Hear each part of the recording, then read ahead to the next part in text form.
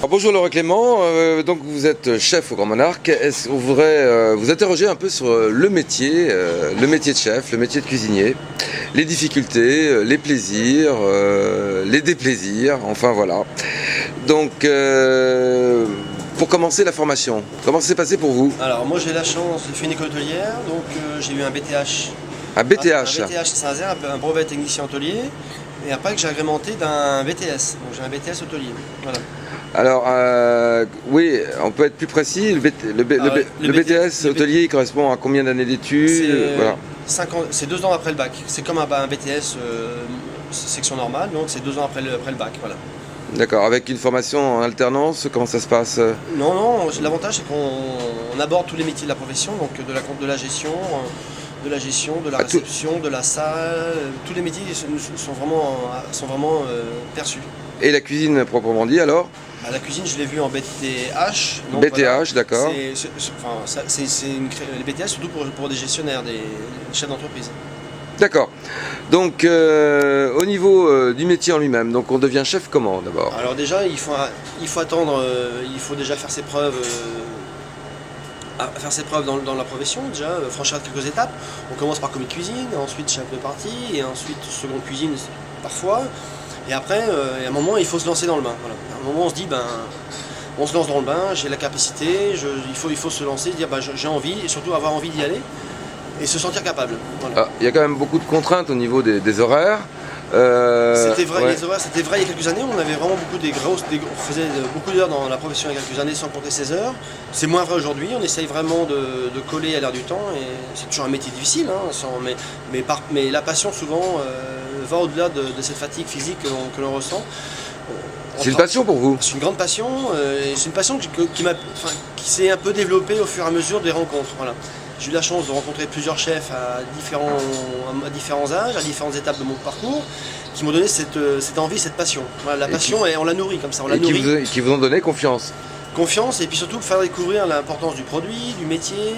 C'est un métier de rencontre à la base, donc c'est vrai que on rencontre des gens qui sont au départ pas forcément des copains, et puis surtout un jour on a un déclic avec un chef, avec un autre cuisinier, voilà, c'est ce qui fait surtout ce métier, c'est un vrai métier d'échange et de passion.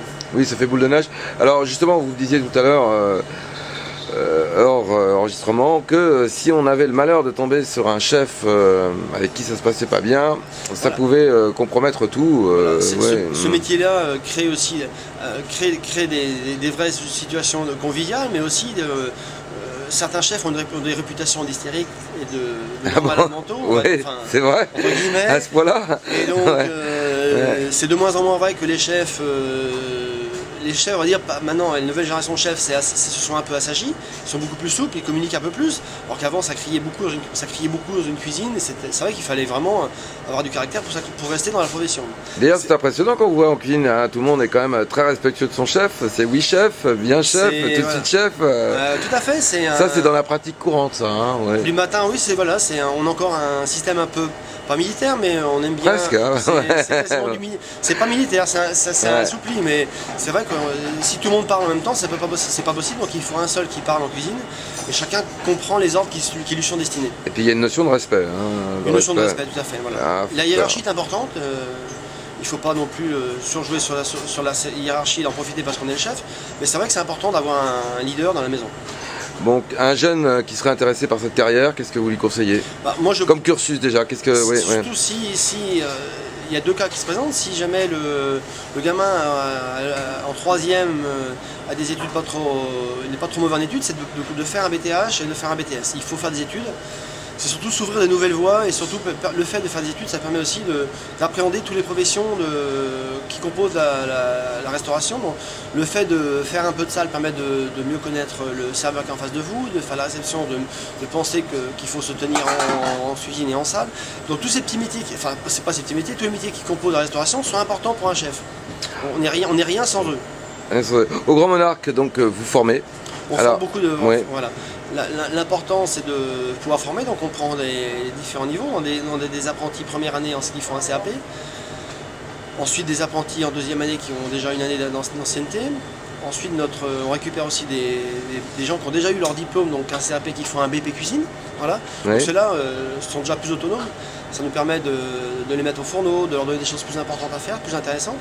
Voilà. À chaque niveau de diplôme, on essaie de les intéresser. Donc les premières années vont s'occuper des repas du personnel en l'occurrence.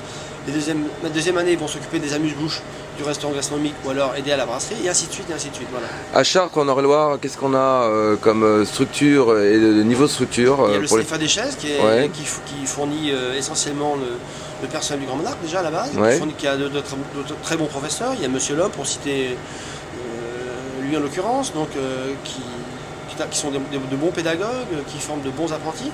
Puis on voit sur le Grand Monarque, on a quand même beaucoup de gens qui ont fait le CFA des chaises qui sont vraiment très bons. Donc Laurent, vous vouliez nous présenter Luc, qui est en formation chez vous, donc il est en BP, première année. Première année BP. Bonjour Luc. Bonjour. Alors, comment ça se passe? Ça se passe très bien, oui.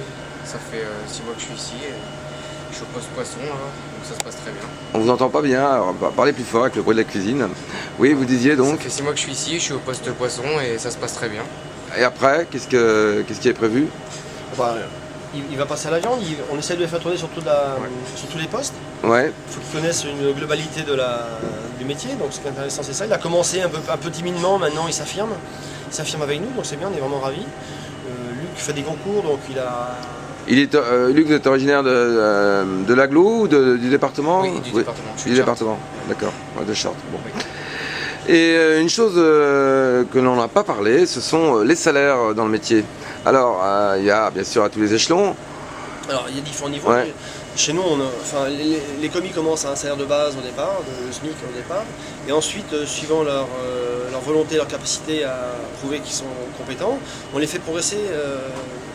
On essaie de les suivre et de faire progresser les salaires raisonnablement dans la maison. Donc on a plusieurs personnes qui sont avec nous depuis 2-3 ans, on n'hésite pas à les faire monter de salaire. Certains les seconds sont à 1500, 1800 euros, ça dépend de certains, ça dépend de chacun.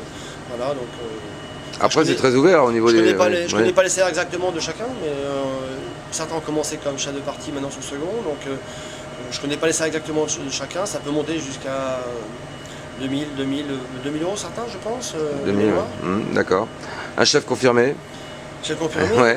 On est indiscret là. Oh là là. On est indiscret. Dans la profession, dans les relais justement. Ça va de 2500 à 3500, 4000 euros. Il n'y a pas de vérité. C'est l'entreprise qui fait le salaire. Il n'y a pas de. Ouais. Il n'y a pas de vérité. Il y a la renommée aussi. La renommée, puis après, plus on a de couverts, souvent plus le salaire est fort. Il n'y a pas de vérité sur les salaires.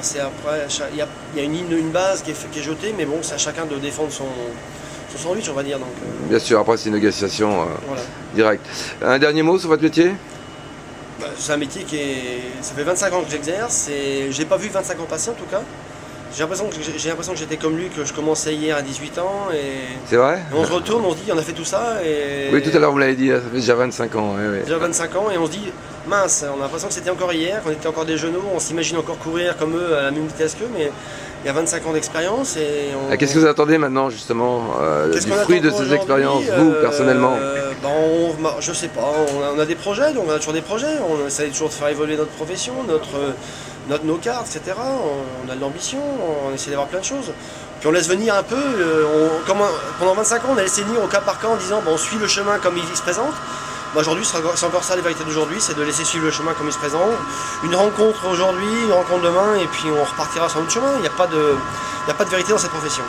Luc, vos espérances? Déjà on va continuer à avoir l'étoile l'année prochaine. Oui. Ça serait vraiment très bien. Non mais votre carrière, vous la voyez comment? Je sais pas encore. BP, après je sais pas si je vais continuer sur une autre mention au-dessus ou pâtisserie ou je sais pas encore. Vous vous sentez bien parti en tout cas, c'est en bonne voie. Ouais.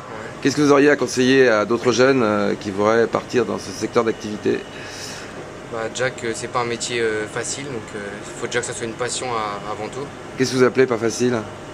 Après si ça nous plaît pas la cuisine, ça sert à rien de venir parce que avec les c'est heures, prenant en tout cas, c'est prenant, c'est ça que vous voulez dire. Pour pouvoir faire ce métier. En tout cas, il y a de la demande, on le sait. Il y a de la demande. C'est un secteur quand même assez porteur. Eh bien, merci tous deux. Voilà. Merci beaucoup.